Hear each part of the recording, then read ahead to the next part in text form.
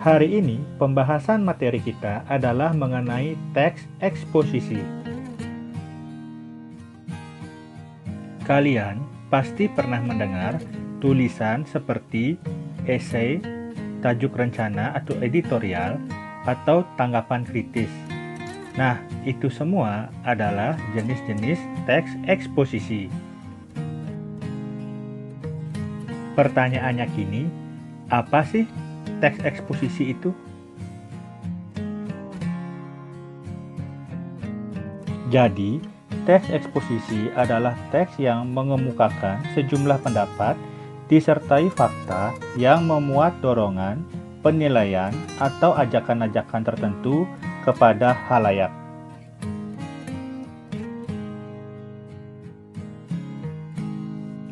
Selanjutnya, kita akan berbicara mengenai dua unsur utama dari teks eksposisi, yaitu gagasan dan fakta. Gagasan disebut juga ide atau pendapat.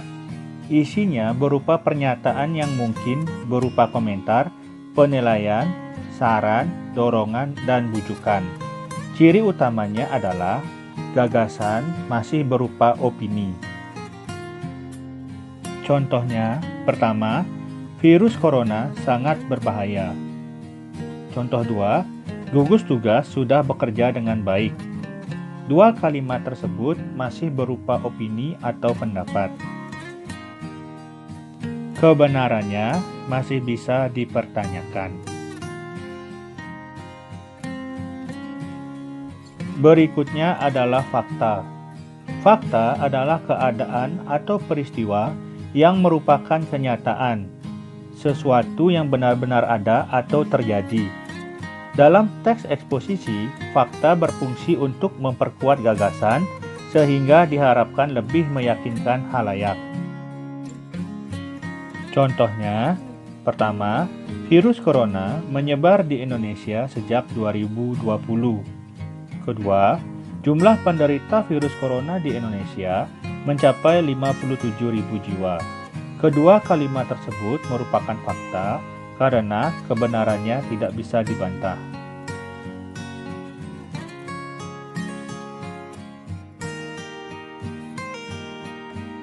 Selanjutnya, kita akan berbicara mengenai pola-pola pengembangan teks eksposisi. Yang pertama adalah pola umum khusus. Pada pola umum khusus, ide pokok bagian teksnya terletak di awal paragraf, yang kemudian diikuti dengan ide-ide penjelas. Pola ini dikenal dengan nama deduktif. Contoh pola umum khusus adalah sebagai berikut. Narkoba benar-benar membahayakan nasib bangsa di masa depan. Efek kerusakannya tidak hanya mengenai diri sendiri, tetapi juga orang di sekitarnya. Tak hanya dalam skala kecil seperti keluarga, tetapi juga dalam skala besar yang dapat menghancurkan bangsa. Nah, pola pengembangan kalimat dan paragraf di atas adalah pola umum khusus. Pola khusus umum. Pada pola khusus umum, hal-hal yang sifatnya khusus ditulis dahulu, kemudian diikuti oleh uraian yang sifatnya umum. Bagian terakhir berfungsi sebagai simpulan atau ringkasan. Pola ini dikenal dengan nama induktif. Contoh pola umum khusus sebagai berikut. Kebakaran hutan masih terus terjadi. Begitupun dengan penebangan liar semakin meningkat. Diperburuk lagi dengan rencana pembukaan hutan lindung bagi pertambangan. Keadaan tersebut jelas menambah suram nasib hutan kita. Pada paragraf di atas, kalimat utama terletak di akhir, sehingga disebut pola khusus umum. Selanjutnya, pola ilustrasi. Pada pola ilustrasi, gagasan-gagasan umum menggunakan ilustrasi konkret atau nyata, yang berfungsi untuk membuktikan suatu pendapat. Contoh pola ilustrasi adalah sebagai berikut.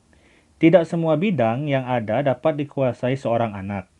Orang tua atau guru sebaiknya mengarahkan anak untuk menguasai bidang yang dia sukai. Misalnya, jika sang anak menyukai bidang tulis-menulis, maka arahkan anak agar ke bidang tersebut. Siapa tahu suatu hari nanti dia akan menjadi sastrawan atau wartawan yang hebat. J.K. Rowling dan Dewi Lestari merupakan contoh penulis yang sukses. Selanjutnya, pola perbandingan. Pada pola perbandingan, dilakukan suatu perbandingan yang ditentukan oleh perbedaan atau kesamaan berdasarkan aspek tertentu. Contoh pola perbandingan adalah sebagai berikut. Perlu adanya kerjasama dari berbagai komponen agar pendidikan semakin baik, seperti halnya bangunan yang akan berdiri dengan kokoh jika semua komponen bersatu padu. Maka dari itu, pemerintah, guru, siswa, dan orang tua harus bahu-membahu agar kualitas pendidikan kita dapat maju. Selanjutnya, kita akan berbicara mengenai kalimat utama dan gagasan umum atau ide pokok. Kalimat utama adalah kalimat yang mengandung gagasan pokok yang digunakan untuk membangun isi paragraf. Berdasarkan letaknya, kalimat utama ada 3, yaitu deduktif, induktif, dan campuran. Yang pertama adalah paragraf deduktif. Paragraf deduktif adalah paragraf yang kalimat utamanya terletak di awal paragraf. Contohnya, SMP Indonesia merupakan sekolah favorit. Banyak siswa berprestasi dari SMP tersebut. Lulusannya pun selalu diterima di sekolah unggulan. Kalimat utama paragraf tersebut adalah SMP Indonesia merupakan sekolah favorit yang terletak di awal paragraf.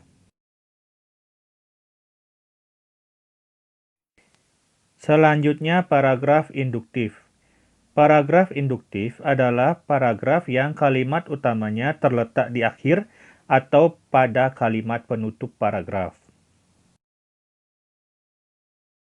Contohnya, banyak siswa berprestasi dari SMP Indonesia. Lulusannya pun selalu diterima di sekolah unggulan. Tidak heran, SMP Indonesia merupakan sekolah favorit. Kalimat utama paragraf tersebut terletak di akhir, yaitu tidak heran SMP Indonesia merupakan sekolah favorit. Berikutnya paragraf campuran. Paragraf campuran adalah paragraf yang kalimat utamanya terletak pada kalimat pertama dan kalimat terakhir. Dalam paragraf ini terdapat 2 kalimat utama. Kalimat terakhir paragraf ini merupakan penegasan dari pernyataan yang dikemukakan dalam kalimat pertama. Contohnya, SMP Indonesia merupakan sekolah favorit. Banyak siswa berprestasi dari SMP tersebut. Lulusannya pun selalu diterima di sekolah unggulan. SMP Indonesia selalu menjadi sekolah percontohan.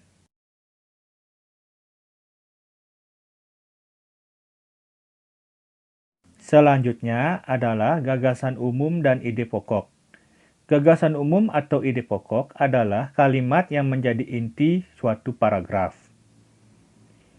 Gagasan umum atau ide pokok bisa ditentukan dengan 2 cara.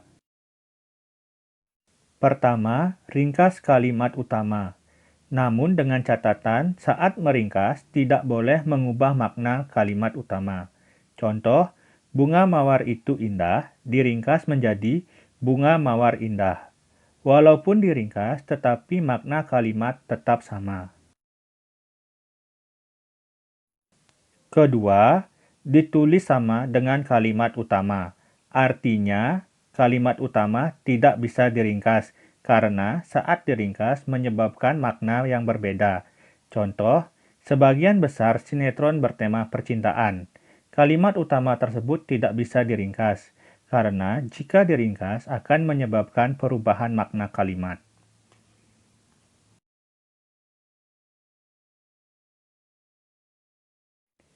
Pembahasan selanjutnya adalah mengenai struktur teks eksposisi. Yang pertama adalah tesis. Tesis adalah pengenalan isu, masalah, ataupun pandangan penulis secara umum tentang topik yang akan dibahas. Contohnya, jika pemerintah tidak cepat bertindak, dalam 10 tahun mendatang, hutan Sumatera akan musnah dan diikuti oleh musnahnya hutan Kalimantan. Bagian tersebut disebut tesis karena mengenalkan permasalahan utama, kemungkinan musnahnya hutan. Bagian itulah yang kemudian menjadi fokus utama pembahasan teks tersebut. Selanjutnya, rangkaian argumen. Rangkaian argumen merupakan sejumlah pendapat atau argumen penulis sebagai penjelasan atas tesis yang dikemukakan sebelumnya. Pada bagian ini dikemukakan pula sejumlah fakta yang memperkuat argumen-argumen penulis. Contohnya, pengelolaan hutan tidak menunjukkan adanya tanda-tanda perbaikan dibandingkan tahun sebelumnya. Sebaliknya, kecenderungannya justru semakin memburuk. Kebakaran hutan masih terus terjadi. Penebangan liar semakin meningkat. Diperburuk lagi dengan rencana pembukaan lahan hutan lindung bagi pertambangan. Keadaan tersebut jelas menambah suram nasib hutan. Rangkaian argumen yang terdapat dalam paragraf tersebut diantaranya, pertama, pengelolaan hutan tidak menunjukkan adanya tanda-tanda perbaikan dibandingkan tahun sebelumnya. Kedua, sebaliknya kecenderungannya justru semakin memburuk. Ketiga, kebakaran hutan masih terus terjadi, penebangan liar semakin meningkat. Keempat, diperburuk lagi dengan rencana pembukaan lahan hutan lindung bagi pertambangan. Dan yang kelima, keadaan tersebut jelas menambah suram nasib hutan selama ini. Terakhir, penegasan ulang. Penegasan ulang merupakan perumusan kembali secara ringkas. Bagian ini sering pula disebut sebagai penutup atau simpulan. Contohnya, rupanya kedua masalah itu belum cukup. Pemerintah menambah rencana pembukaan kawasan hutan lindung untuk areal pertambangan. Kebijakan tersebut jelas semakin menyempurnakan derita hutan Indonesia. Bagian tersebut merupakan suatu simpulan dari paparan sebelumnya. Hal ini ditandai oleh kata-kata kedua masalah itu belum cukup, kebijakan tersebut jelas semakin. Selanjutnya, kita akan berbicara mengenai unsur-unsur kebahasaan teks eksposisi. Yang pertama, kata teknis. Kata teknis adalah kata yang memiliki arti khusus terkait bidang atau keahlian tertentu. Contoh, kehutanan, kata teknisnya hutan lindung, pembalakan, penebangan. Jurnalistik, kata teknisnya berita, tajuk, redaktur. Selanjutnya, hubungan kausalitas. Hubungan kausalitas merupakan kata sambung sebagai penanda sebab akibat. Misalnya, jika, sebab, karena, dengan demikian, akibatnya, sebabnya, oleh sebab itu, oleh karena itu, dan sebagainya. Contoh, jika kawasan wisata sudah padat, perlu dicarikan solusi. Kata jika merupakan hubungan kausalitas. Berikutnya, hubungan kronologis. Hubungan kronologis merupakan kata-kata yang menyatakan perbandingan atau pertentangan. Misalnya, sebelum itu, kemudian, pada akhirnya, sebaliknya, berbeda halnya, namun. Contoh, penebangan liar dikatakan berkurang. Namun, kenyataan di lapangan justru sebaliknya.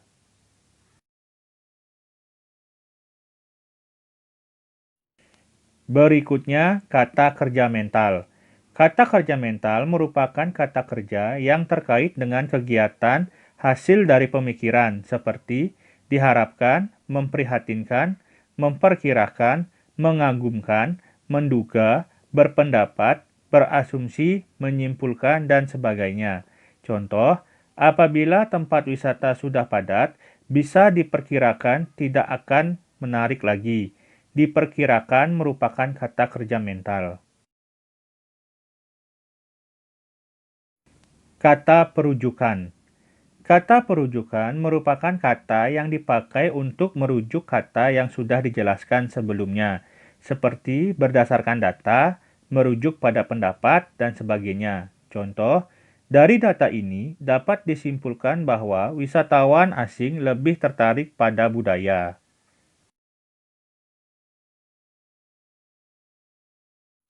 Selanjutnya, kata persuasif.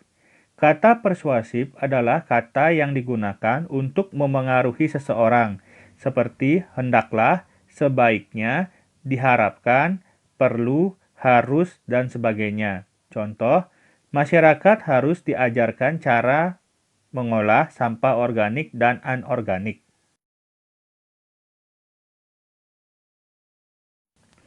Berikutnya, kata denotatif.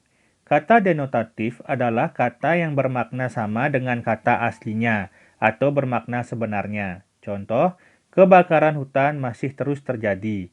Penebangan liar semakin meningkat.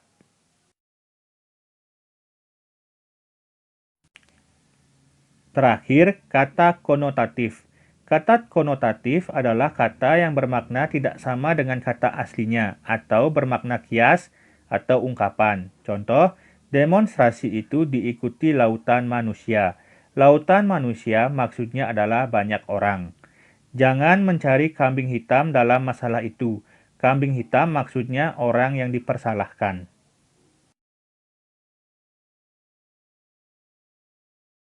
Terima kasih sudah menyaksikan video ini. Jangan lupa like, komen, dan share agar video ini lebih bermanfaat untuk kita semua. Bagi yang belum subscribe, jangan lupa subscribe untuk mendapatkan informasi dalam video-video pembelajaran berikutnya.